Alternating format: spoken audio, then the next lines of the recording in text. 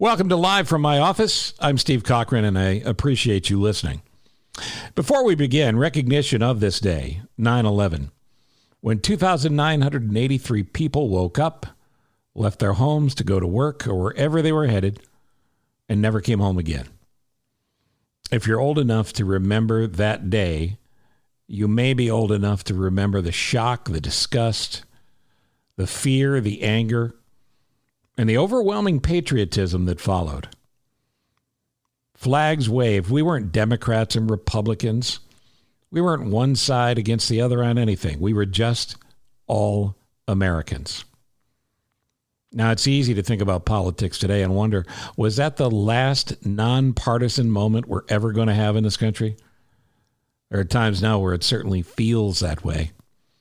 But it doesn't have to be that way. And it can't be that way for us to survive. And on that afternoon of 9/11, as members of Congress gathered on the Capitol steps for a moment of silence, an impromptu song broke out as well.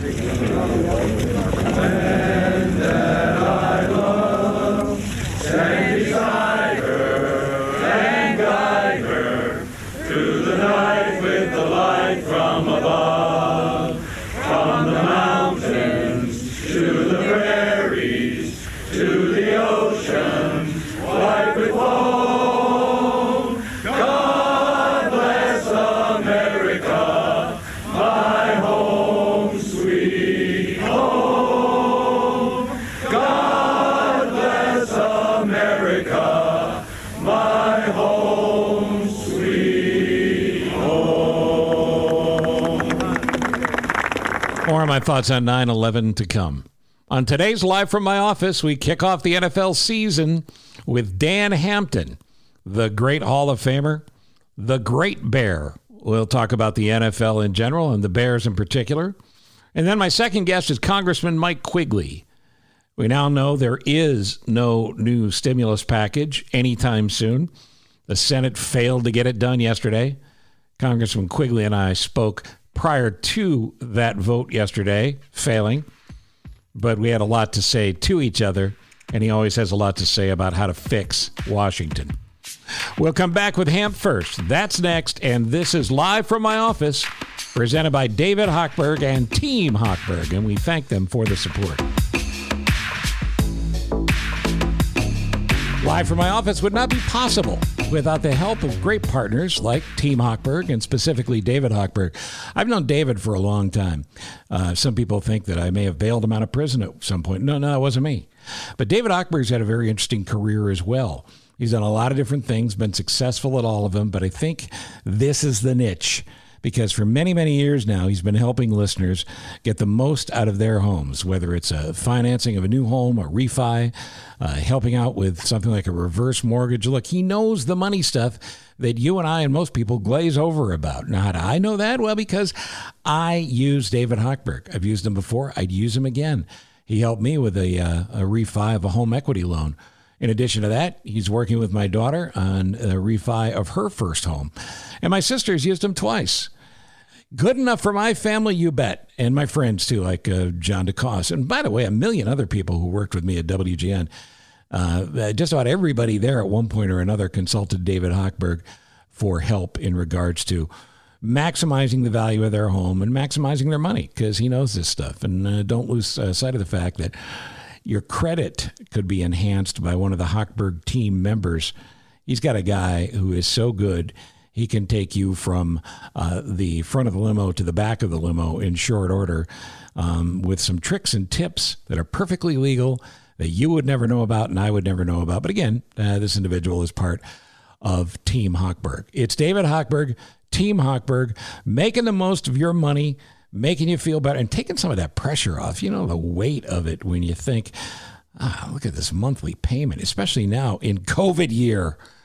So take advantage of David Hochberg. Make sure you pick up the phone. Go to Team Hochberg's website. That's 56david.com. Or you can call him up, 855-56-DAVID. David Hochberg, 855-56-DAVID or 56david.com.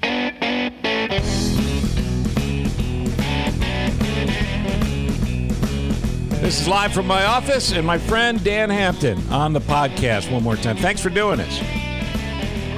Well, Steve, it's sort of like the old times. Here it is, the fall. There's a chill in the air, and the Bears are getting ready. The Bears are getting ready to play in front of nobody. So let me ask you something right off the top here, because obviously this is unprecedented for everybody, but what's the smallest crowd you ever played in front of as a professional?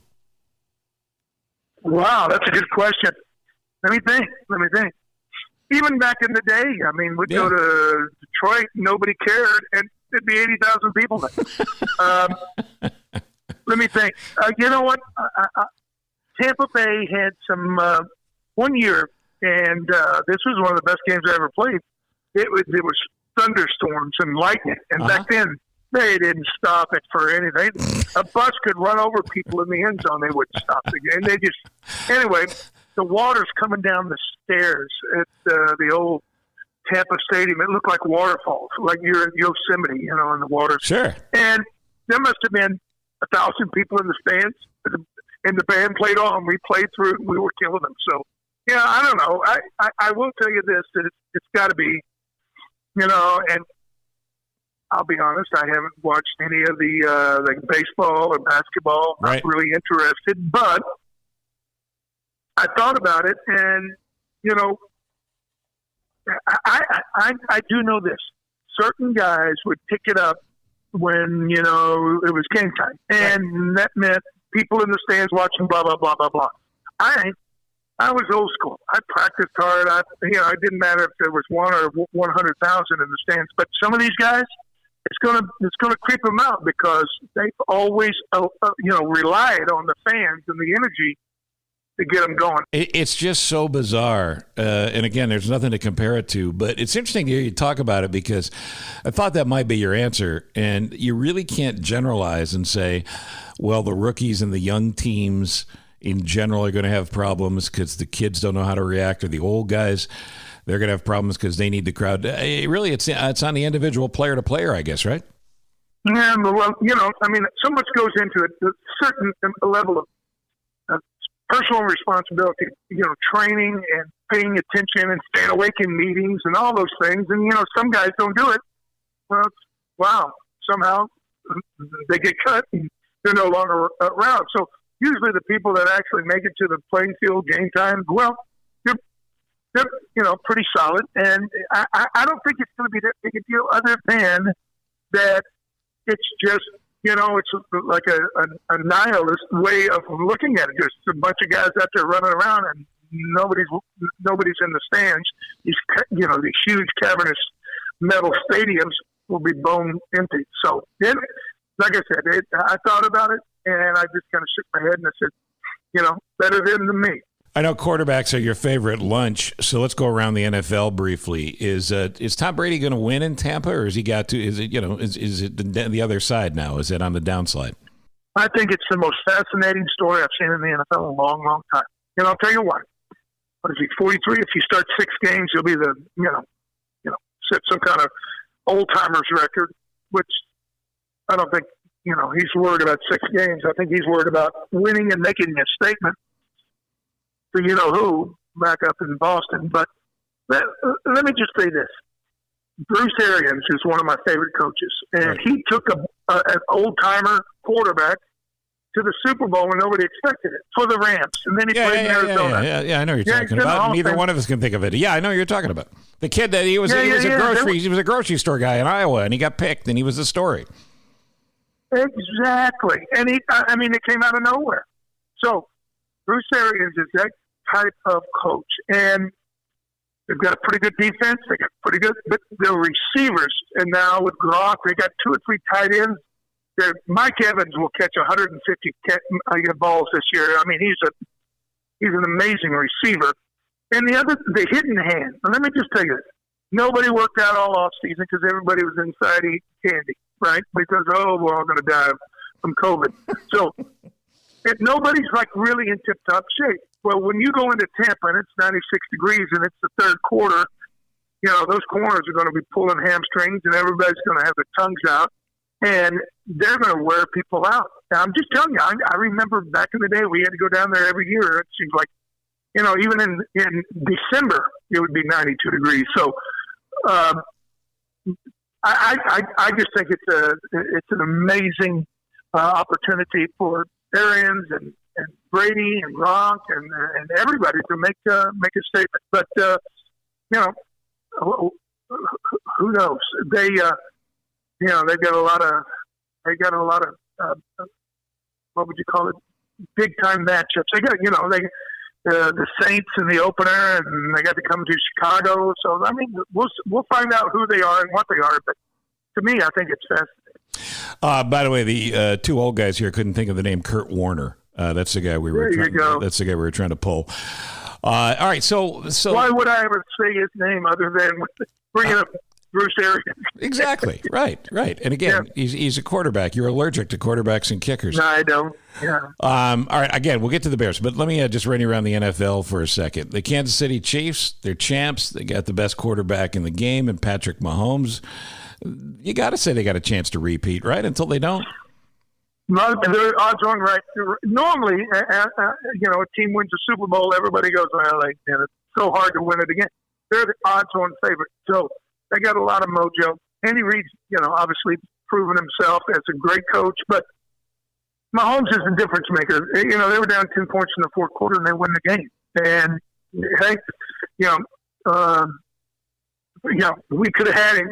That's an old story, but he's special, and they got a pretty good defense. So the Chiefs, in my mind, right now are the goods. And Andy Reid is, after finally getting the championship, I mean, he is one of the all-time greats, right? Yeah, amazing how much hard times they've fallen on in Kansas City after they let Matt Nagy walk, right? All right, NFC East, Cowboys? Cowboys are going to be pretty good. One of the things they weren't a year, they had number one offense in the top 10 defense, but they didn't find a way to prepare properly in the big games, and they always seemed to play crummy. I just happened to see a little bit of the Dallas at Chicago game last year, and they let Trubisky look like Bart Starr. I mean, it was nuts. So they're going to be a lot better because of the coaching change. And one more year, and they got a kid named C.D. Lamb, a receiver that's going to change their offense. Everybody's going to be scared to death of him. So, yeah, they're going to be really good. One of your old pals that rolled with you is now the coach of the Washington football team to be named later. God bless him. I know he's in the midst of a health scare, but if anybody can turn that team around, it's him, isn't it? He's old school, and that's what so many of these teams need. It's discipline and direction. He can provide that. All I know is every time I looked around last year, Washington was almost trying to beat somebody, and that's what a head coach that was a glorified offensive coordinator. So I think he'll help a lot. And they got a bunch of young talent. They've been drafting at the top of the list for a long time. They drafted another, superstar on defense, Chase Young. So they're going to be better than you think. They're not ready yet. It's Coach Rivera, of course, we're talking about there, and God bless him and good luck to him. Saints, the team in the South still? Drew Brees is at a pivot point in his career. I mean, there's a lot of people that say that he's lost his arm strength, and nobody's worried about the deep stuff, and so they collapse, and that's why Minnesota went in there and shut them down, and they've lost the last couple of years in the playoffs. So they're pretty good, during the regular season, beating Washington and Carolina, but they get the playoff game, they haven't been able to close the deal. Garoppolo's a little old now for a sophomore slump, but I'm not the only one thinking, well, was last year real? The Niners picked in the West. Of course, you got the Seahawks, you got the Rams. If their quarterback plays, they could be real good. That's a good division. Yeah, they have a super tight end, but they don't have enough speed playmakers in the offense, so it's very, very muddling. And the defense, they lost what I think their best player, their big defensive tackle signed with the Colts. So the 49ers win maybe 9 or 10 games, but I don't think they're going to be the same. Kind of a Seahawks run, you think? I think you know this. Pete Carroll was at Arkansas when I was under Lou Holtz. And we knew back then he was going places. And even at 69, he has an amazing ability to adapt. And his offense should be very good. And the defense, if they can muster a little bit of a pass rush. They came out of nowhere last year. 2 years ago they had 19 rookies on the roster. Last year they had 16. So they're young and they're able to play hard. 16 games. A lot of teams they don't, and so they're going to be a force. We talked about the Chiefs and how good they should be again. AFC East, maybe up for grabs. How about the Buffalo Bills being right there with the New England Patriots? Patriots look like they're going for a quarterback collective. I don't know what you say about the AFC East. I think it's one of those two guys. Well, Buffalo, they weren't a mirage last year. I mean, their defense is number 2 in the league overall. Les Frazier, my old teammate, is the coordinator, and he's a serious guy, and he's got the defense playing hard every play. Josh Allen, the quarterback, if he could just get a little bit more accurate, he's a hell of a leader, and they can make some plays.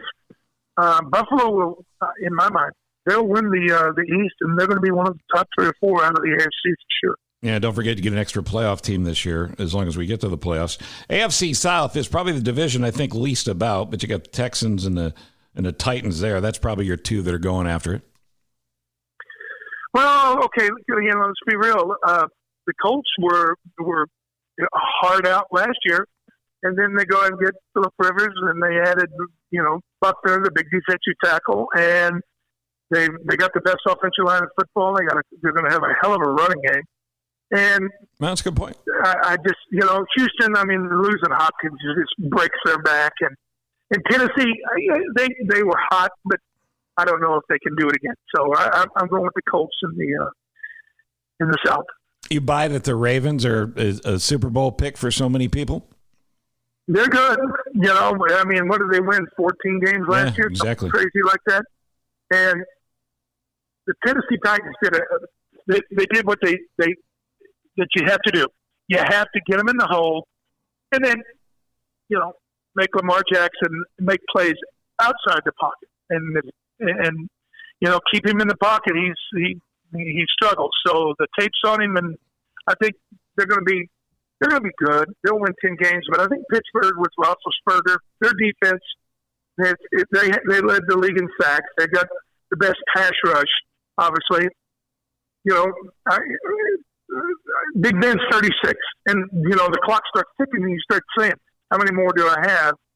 I think this is a year that they make a pretty good run at it.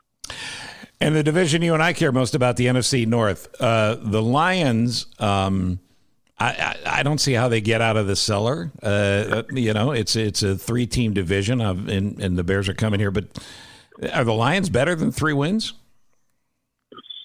It's hard to believe, but they are a 3-point favorite over the Bears. Yes. Now, they were 1.5 until the Bears named Trubisky starter. Then it went to 3. So,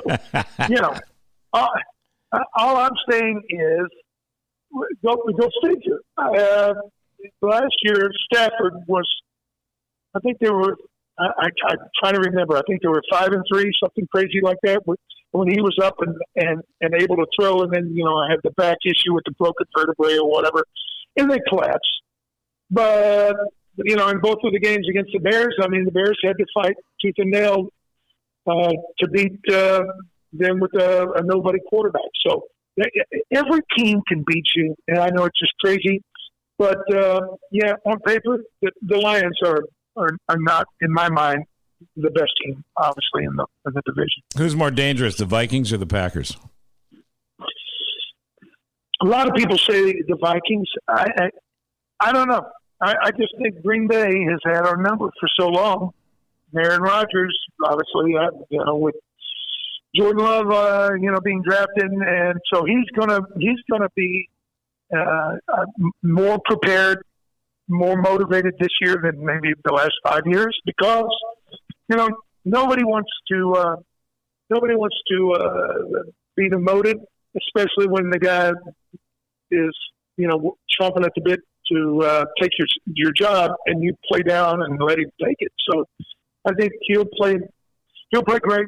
Last year in the opener, we don't score a touchdown against the Packer defense that, was bottom of the pack in the stats and the standings and all that, and we don't have any answers. So until we beat Green Bay, until we own Green Bay, I'm still going to say it's Green Bay that we have a problem with, because we beat Minnesota twice last year. So until they start rearing up and hurting us, you still got to look at Green Bay as the team you got to beat. So Matt Nagy was boy genius. He gets the cold bucket of water and a wake-up call last year, and they're 8-8. He's got a lot to prove this year, but you are on the inside much more than the rest of us are, obviously. Why Trubisky should we be worrying about Foles already if he couldn't beat out Trubisky? Well, and obviously this has been the most bizarre year in all of our lives, especially in football lives. No OTAs, no camp, no preseason games, no nothing. And so you're just going off of what you see in practice, in shell drills and 9-on-7 and things like that. And hey, the flunkies look good at 9-on-7. Nobody's getting hit. No corners are jamming and scratching and fighting to keep people on the line. I mean, it was almost like it was set up, and it was just logical that Trubisky would win the quarterback derby. But we know that Foles not only was an MVP and a Super Bowl winner in relief as a guy coming off the bench. So, I think, it was the easy decision for the Bears and their limited imagination. Obviously there's still a lot of Ryan Pace, the draft capital in Trubisky. He traded up. He's the second overall pick. He desperately needs Trubisky to show up and pay off. But in my mind, the thinking outside the box, you start Foles. And what that does, It sends a message to everybody, including Khalil Mack, nobody's safe. And secondly, if Trubisky quits and rolls up in the ball and feels sorry for himself, well, he wasn't your guy anyway. So it would be the super motivator to Trubisky. How many times have we heard, oh, the team's got my back, the team's got my back? Well, we need to see what you can do on your own, because obviously they got your back when it hadn't worked out. You've been very, very, weak as a legitimate starting quarterback. I think we were 31st in the league in yardage per attempt, all these different crazy stats that matter. So, I think it would be a way to kind of, jumble the equation, but the Bears went safe and they named Trubisky, and now we'll see if this pays off for him. The funniest headline I've seen was, and it was on NFL.com, I think as recent as yesterday. Here it is. Trubisky is on a different level mentally heading into 2020. What, conscious? What's the different level? Personally, I don't understand why all this psychobabble. They think it helps him. They think it emboldens him and gives him confidence, and he's on it. No, he's not. You're not on a different level until you go out there and you turn in 5, 6, 7, 8 games in a row where you're over 100 in quarterback rating, and you're beating people, and you're making decisions, and you're smoking the ball in. And we've seen him do it, in lightning strike situations where you say, hey, that's it. That's what he's got to do. Well, all this, like I said, this, muckety muck about, oh, well, we think he's found the answer, and now he's got a different aura about him. No, trust me, that's all. Everybody wishful thinking, and the only way, as Buddy Ryan used to say, the onlyest way you get respect in this league is you do it and earn it. And he hasn't done it yet. Amen to that. Bears-Lions on Sunday. So for us Bears fans, the core here, I say they win ugly. So I'm like 21-10. You feeling that? I do. Again, the Lions, for whatever reason, they just can't figure it out. And their defense, was really horrid last year. The only time they ever played good, it seemed like, was against us. But I think our offense should have a lot of answers. I'm very excited about our receivers and the addition of actual tight ends. We had 10 imposters last year. Even though Jimmy Graham is not the same, he will, he'll find a new spot that he can contribute. And the Bears draft pick Frankie Kmet, the kid from Notre Dame, is going to be a damn good player, a Mike Ditka type of tough guy tight end that we're all going to go, wow, we like him a lot by the end of the year. So that all those different things will contribute to making the offense better. They got a new offensive line coach to try to make sense out of the chaos that we had last year. So yeah, I think the team should be a lot better. And in my mind, if they get some lucky breaks and they don't have some injuries at certain critical spots, like the Robinson or this or that, they could win the division. So and again, it's not going to be because Trubisky is an MVP candidate. Even if he plays, he'll play middle of the road. But there's enough talent around him that with this defense, they're going to get a lot of short fields. So this could be a pretty special year. And so, hey, without further ado, they're going to kick it off, and here we go. Yeah, and by the way, we barely scratched the surface on the defense, which we can do another time because I know I've taken a ton of your time here. But Khalil Mack, you got to have consistency in a comeback, don't you? Yeah, he wasn't at his best last year. Nobody on our team was. Leonard Floyd was, a waste. And getting Robert Quinn, who he's a legitimate pass rusher. He knows how to get after the quarterback. And he didn't come in here for everybody to talk about Khalil Mack. He came in here to say, wait, what about me? So Akeem Hicks is back. There's a lot of reasons to say that, Khalil Mack will be much better, closer to the guy we saw 2 years ago, because he's special. There's no doubting the fact he's special. But last year, the loss of Fangio, the defense never really got into a rhythm. And so much of the time, in situations, I remember we're watching the Bears in London lose to the Raiders as the Raiders go on a 12-play drive in the fourth quarter to win the game, and Khalil Mack's on the sideline watching, not even breathing hard. And I'm thinking, what the hell are you thinking? So I think, there were so many mistakes last year. A lot of time success comes almost so easy, people take it for granted.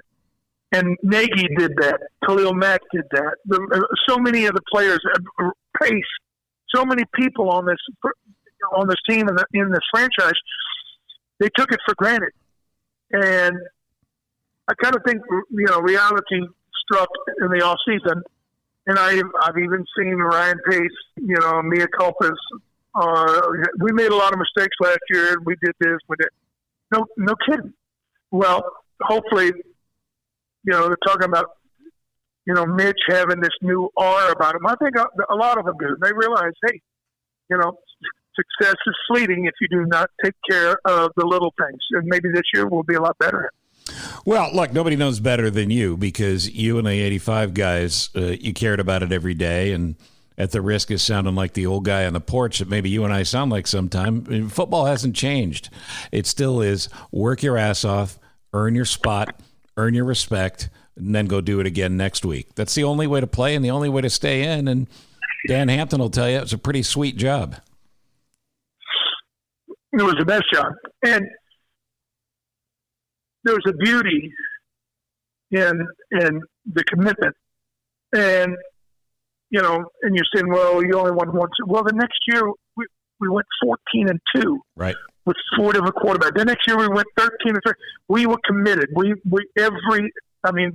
played it. We pulled it out. And like I said, a lot of times teams, they get, like the Rams, they burst on the scene when the Super Bowl. I think, they're falling down the stairs now. So there has to be a total commitment. And it sounds to me like, Nagy and Pace and a bunch of them have realized, hey, we did not apply ourselves the way we should have last year.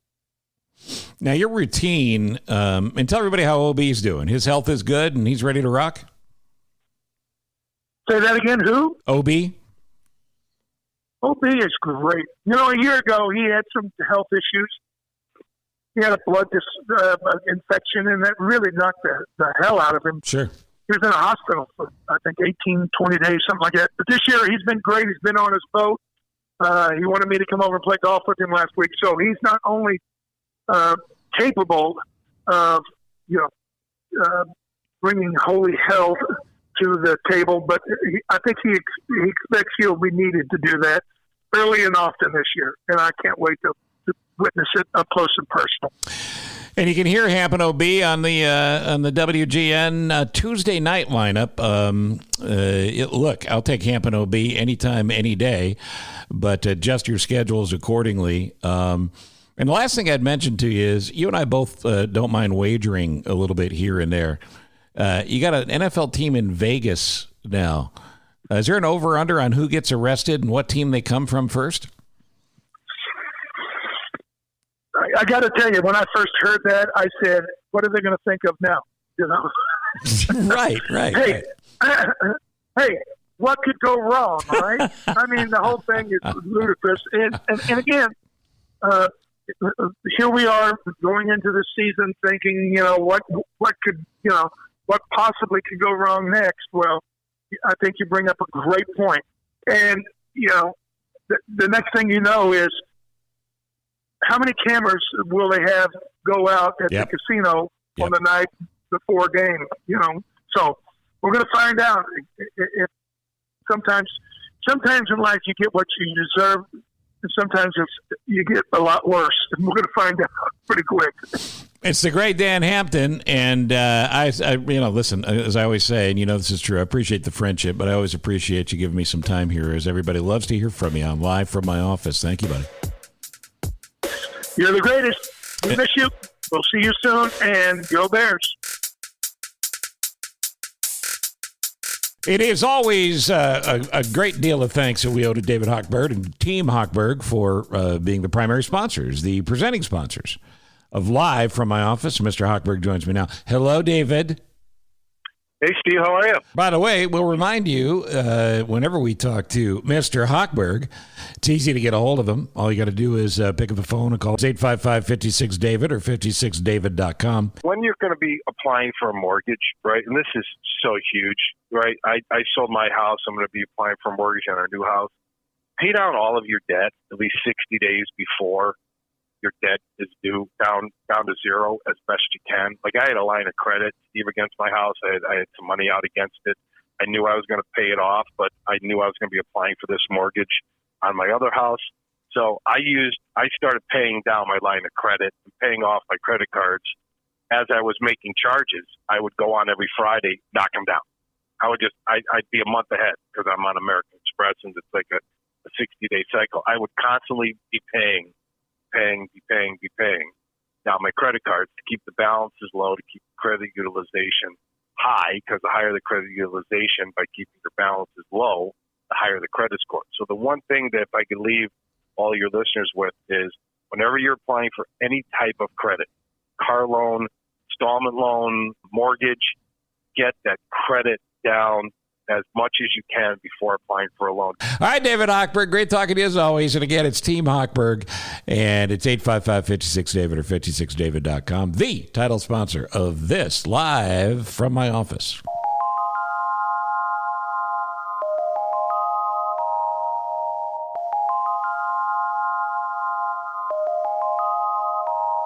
Welcome back to Live from My Office. I talked to Congressman Mike Quigley earlier this week, prior to yesterday, Thursday, the 10th, the failed vote on a stimulus package of any size.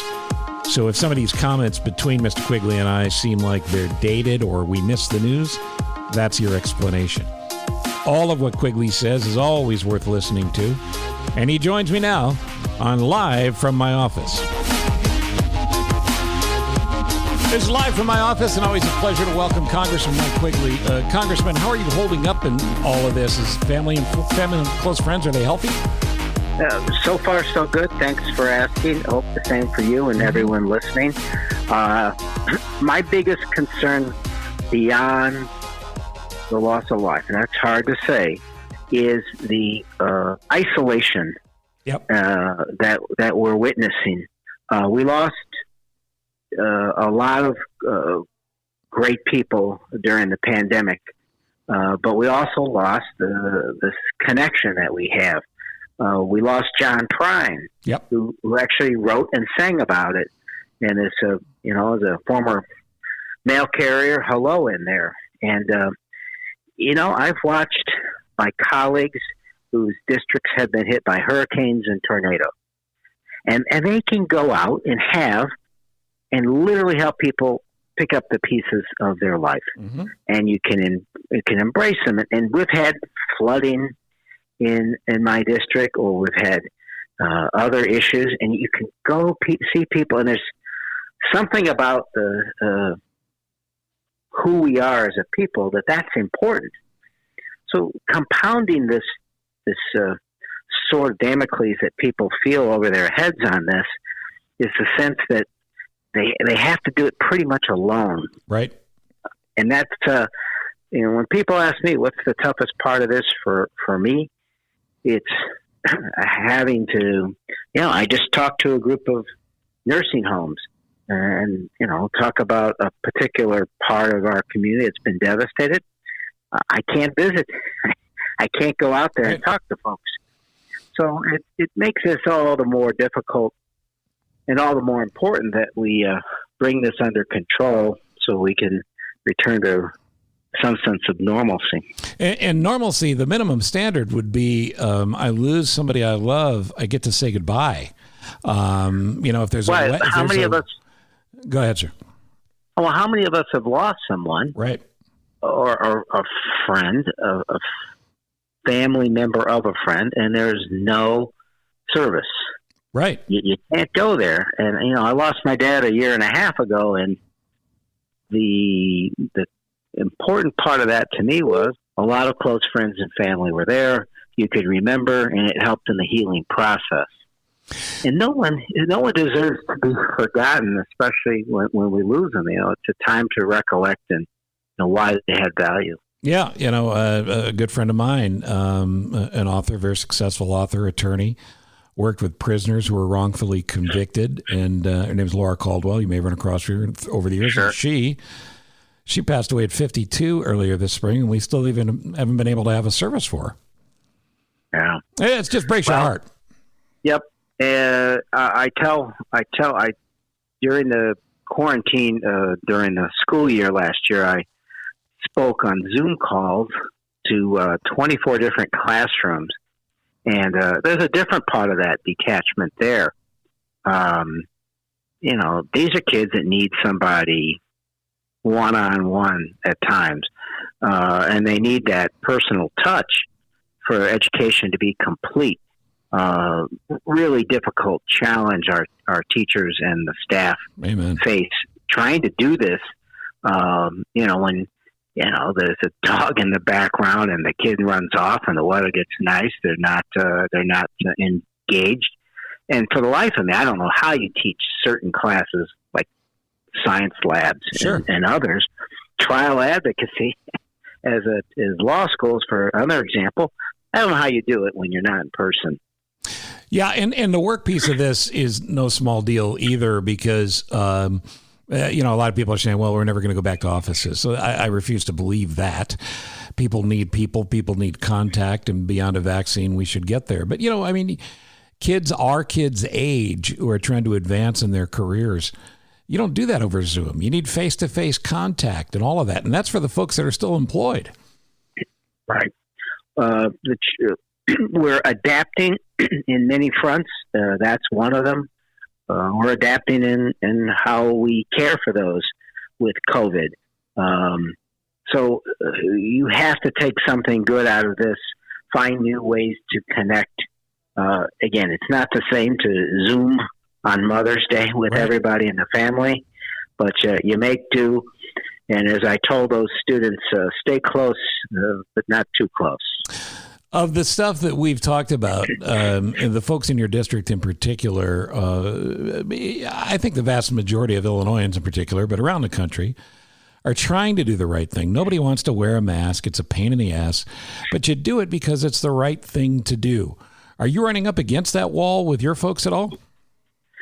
You know, with folks that we work with, not so much. Unfortunately, the merchants, restaurant owners, and so forth, there are times when people just lose their minds and are idiots and are rude or dangerous to others. We see stories, and that concerns me.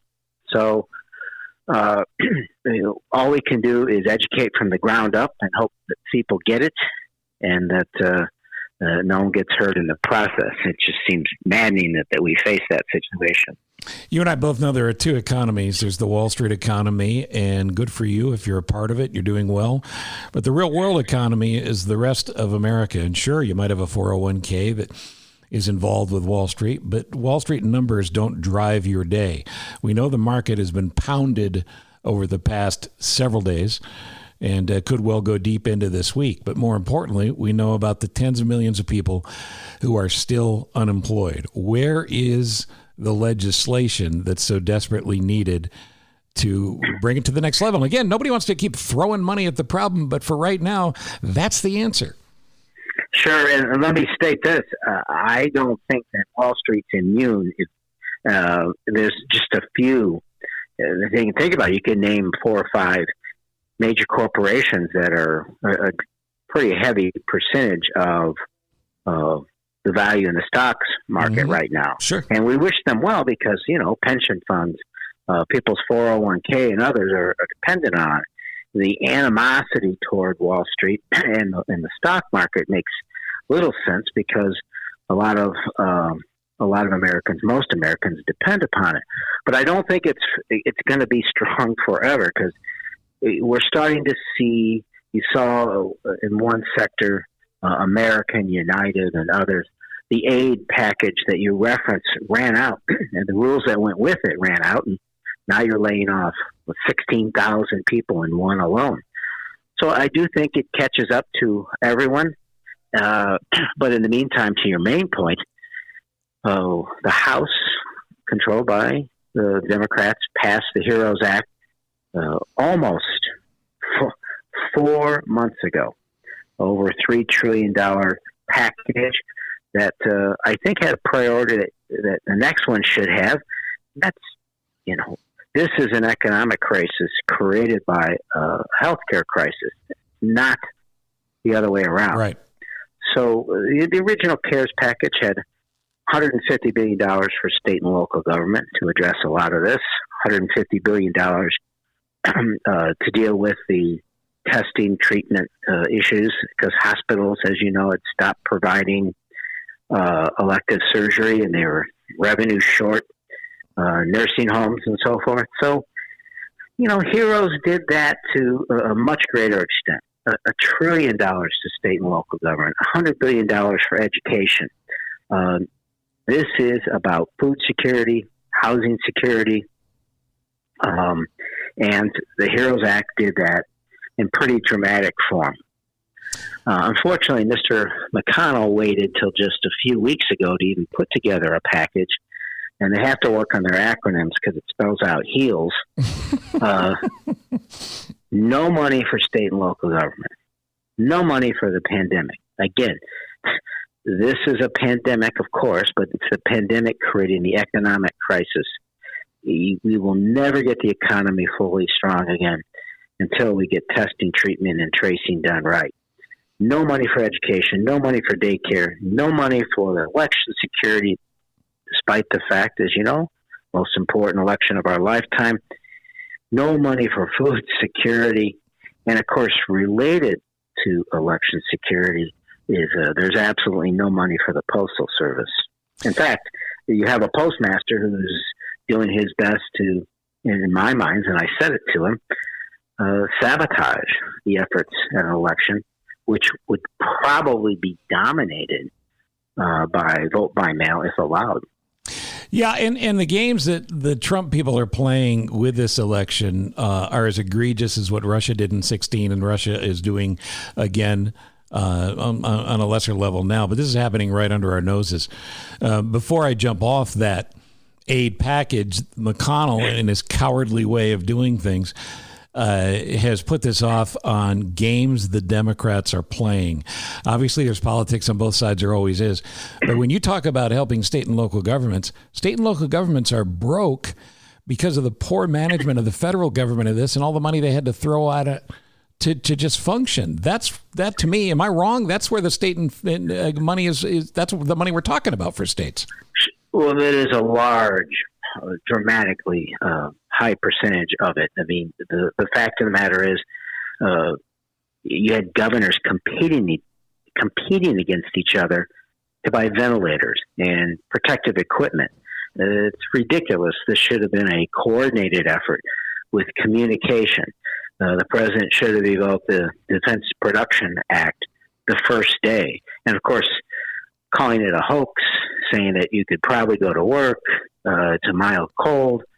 It didn't help matters here. And not wearing a mask, except for very few occasions, not leading, made this far more worse.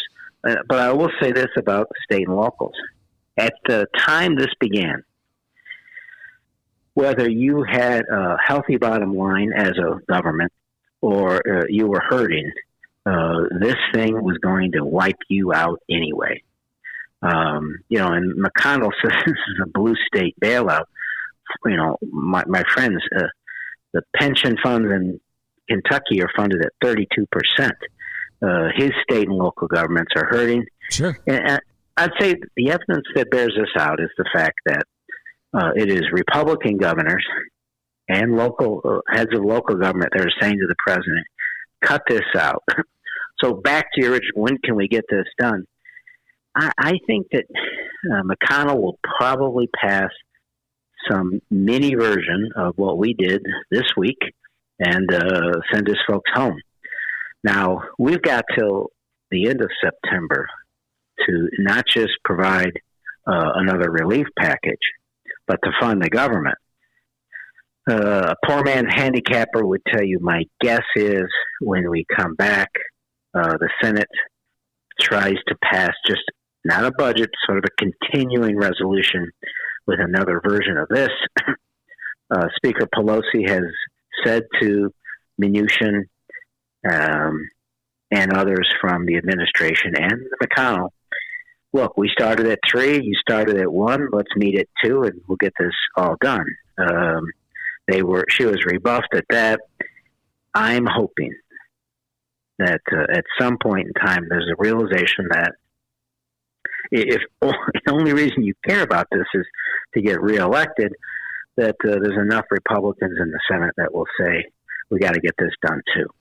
That was going to be my next question. Is it going to reach critical mass where those who have rolled over for this corrupt president will finally say, the only reason I did this was to keep my job, and now I could lose my job because of him. I've got to stand up to it. Will that day come? Well, the irony is, to your point, we've seen very little in the way of profiles and courage standing up to this president. Only one during the impeachment process out of the Senate. Earlier on, unfortunately, there were a few others, but unfortunately, we lost John McCain and a few other Republicans who dared speak up. Back to the point of when will they change their minds? I think they look at the end of September at where the polls are, and they look at their own first and say, it doesn't matter what happens if I'm not here. Right. And that's when they go to Mitch. again, talking to my colleagues in the Senate, I'd say right now a third of the Republican senators are in that position, and 2/3 of the Republican senators are saying, "To hell with it, we're not voting for anything." And finally, look, I don't think they have the votes to pass anything in the Republican Senate caucus. So if Mitch McConnell drafted the bill, brought it into his own caucus, and just tried to pass it there, I don't think he has enough votes now. So in the end, it's with the lesson we learned a long time ago. This place works a lot better when people are willing to compromise and when people are willing to make some courageous choices. Well, that's my maybe idealistic or even naive goal from all of this, is that there's a realization that we pushed it to the edge and we've got to come to our senses and understand that this is the United States of America. It's not the United States of Democrats or the United States of Republicans. And we are not going to agree on everything.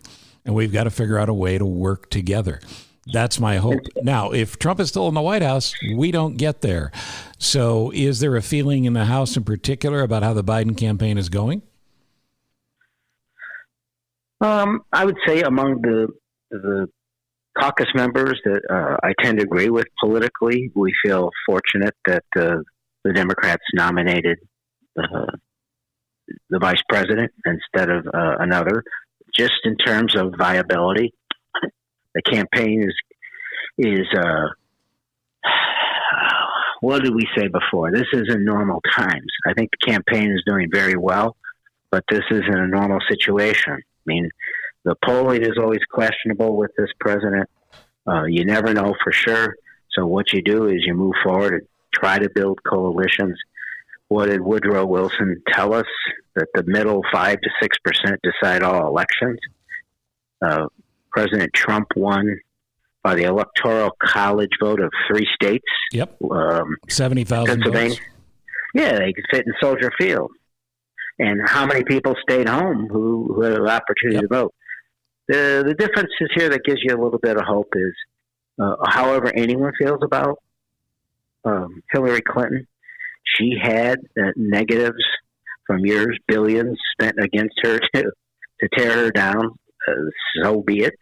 And you recall 4 years ago, there were third-party candidates of some note who were part of the debates and captured enough to make a difference. The president did not win majority of the popular vote. But, I don't know, again, this should make people think, okay, the nth time, maybe my vote does matter, and maybe I shouldn't just watch this one and sit it out. Yeah, and just to extend the point, too, from the McConnell side of the conversation, I would hope a good chunk of Americans who may have voted for Trump in 2016 because of however they felt about Hillary, or let's just try somebody who's, quote, not a politician, I hope that you've seen where we've come, because I don't know anybody who can say we're better off than we were 4 years ago, because this country is not.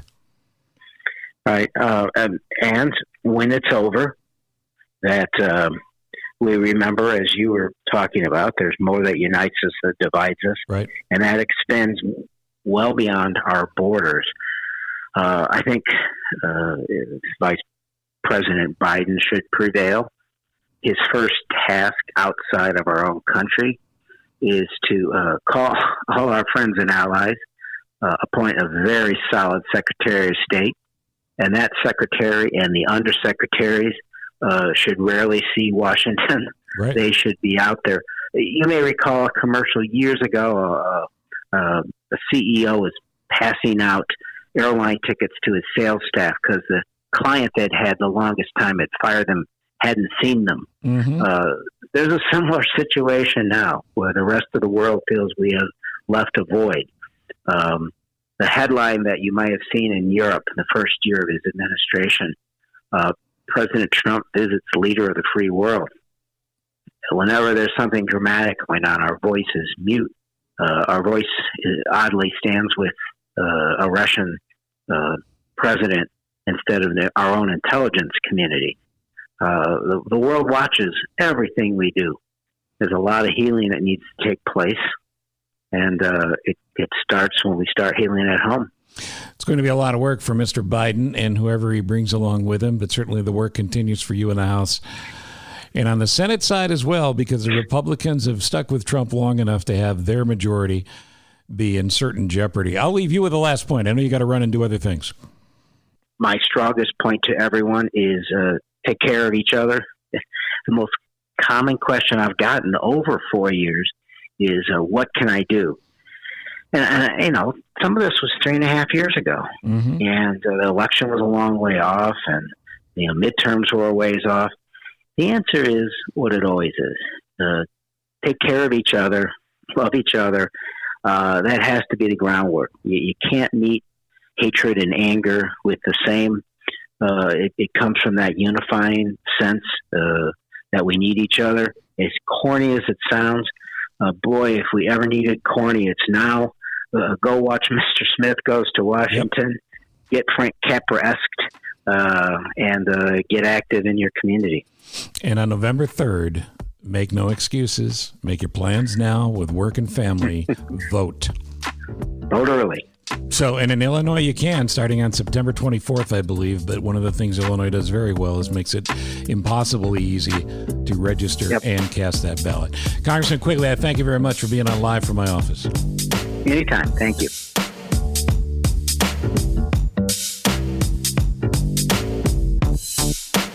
A couple of additional notes on this 9/11 19th anniversary.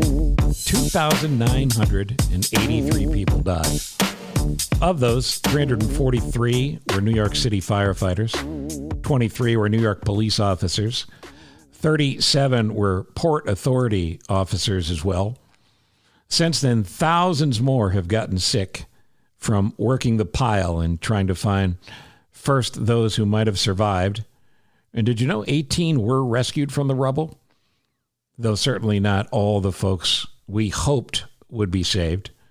1,000 or more, some say 10,000, are now sick. Those who are the most ill from working the pile suffer various forms of cancer and respiratory illnesses. And it's without a doubt the numbers of those that died on 9/11 will be surpassed. As a matter of fact, the police officer toll is already 10 times greater from cancers that have taken those lives since 9/11. Those first responders, those heroes, are recognized by a number of terrific charitable organizations. And if you listen to this with any regularity, you know each episode of Live from my office features recognition of a charity worthy of mention and worthy of your support. This time, it's Stephen Siller, a firefighter who died on that day, and the foundation his brother created.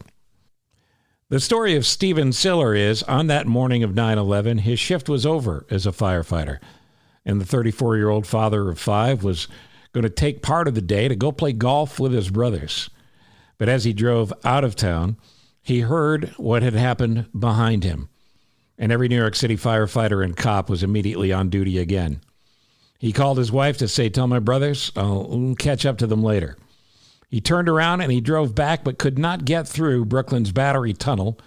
It was closed off for security already. So the fireman took 60 pounds of gear, strapped it to his back, and ran the 1.75 miles back into the city, where he would lose his life that day as one of the first responder heroes of 9/11. It's a remarkable story, and his brother has created tunneltotowers.org in remembrance of Stephen.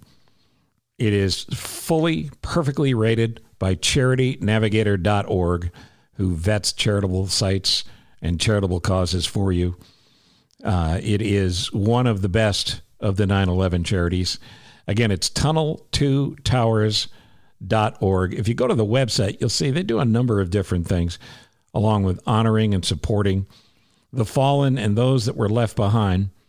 They also are working towards innovative change so that others will be able to take part in rewriting the history of New York City from today and beyond. Tunnel2towers.org. That's tunnel, the number 2, towers.org, in memory of Stephen Siller, hero of 9/11. Once again, thanks to David Hochberg and Team Hochberg, our presenting sponsors. Thanks to Apt Electronics. Remember, I will send you an Apt gift card if you send me the names and emails of 3 folks who you think might like this podcast. I'll in turn send them a sample of the podcast and a note from me. And I'll send you, as long as you include your contact information, your address, I'll send you that Apt gift card and you can go get yourself something.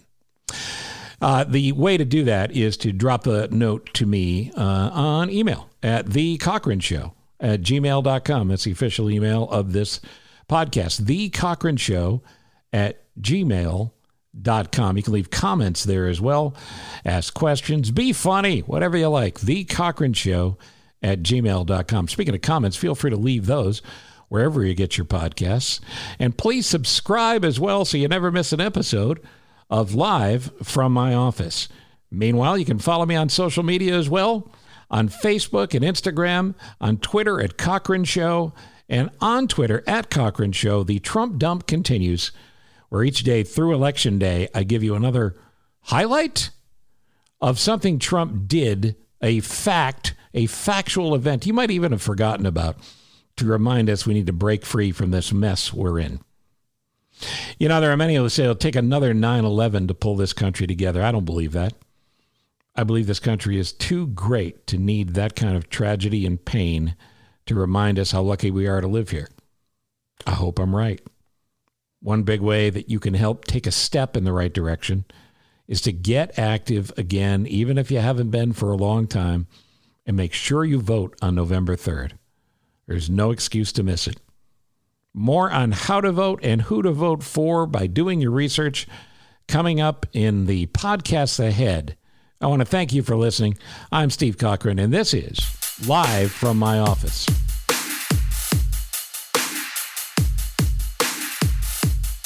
Live from My Office is a service of Monkey Run Productions. All rights reserved. The podcast is hosted by Steve Cochran, and it's mixed, edited, and produced by me, Ross Cochran. Please rate, review, and subscribe to the podcast wherever you're listening, and follow Steve on all social media channels. Get in touch with us directly with questions or comments about the show by emailing thecochrane@gmail.com. Steve is available for corporate speaking gigs. He would love to MC your event, and occasionally, he's funny. Thank you for listening. Head to cochraneshow.com for more.